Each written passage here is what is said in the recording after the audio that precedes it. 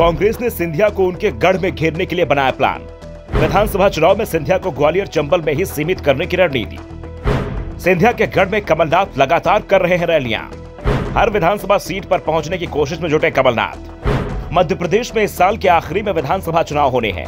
230 विधानसभा सीटों वाली मध्य प्रदेश विधानसभा में बहुमत के लिए 116 सीटों की जरूरत है। 2018 के चुनाव में किसी भी दल को बहुमत नहीं मिला था। बेहद कांटे का मुकाबला हुआ था। इस बार भी संकेत कुछ ऐसे ही मिल रहे हैं। किसी भी पार्टी के पक्ष में हवा नहीं दिख रही है और ना ही किसी खिलाफ बयार बह रही है।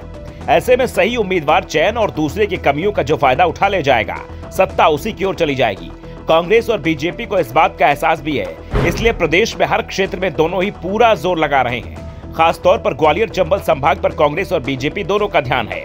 मध्य प्रदेश के इस हिस्से में विधानसभा की 34 सीट आती है, लेकिन ये सीट मध्य प्रदेश की सत्ता में बेहद महत्वपूर्ण होती है।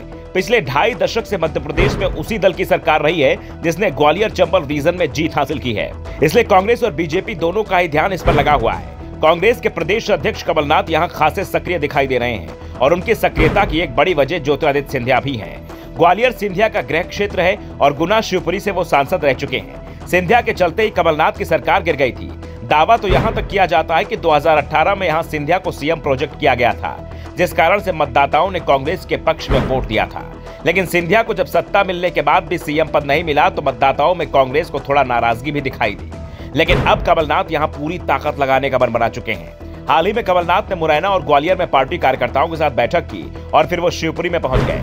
कमलनाथ को भी इस बात का एहसास है कि इस क्षेत्र में कांग्रेस पहले जैसी मजबूत नहीं है, क्योंकि सिंधिया अपने साथ कांग्रेस के तमाम नेता और कार्यकर्ताओं को भी बीजेपी में ले गए हैं। अगर हम 2018 विधानसभा की बात करें तो यहाँ पर सिंधिया कांग्रेस पार्टी के पक्ष में प्रचार कर रहे थे, लेकिन इस बार परिस्थितियां बदल गई हैं। ऐसे में इन सीटों को अपने पाले में करने के लिए कमलनाथ एक्टिव हो गए।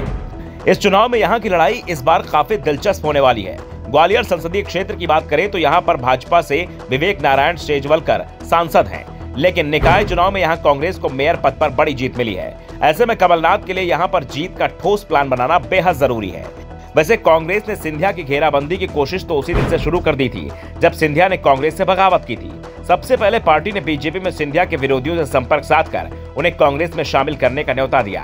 बाद में इस क्षेत्र में सिंधिया के सबसे बड़े विरोधियों में गिने जाने वाले लाहार विधायक डॉक्टर गोविंद सिंह को नेता प्रतिपक्ष बनाकर ताकतवर बनाया।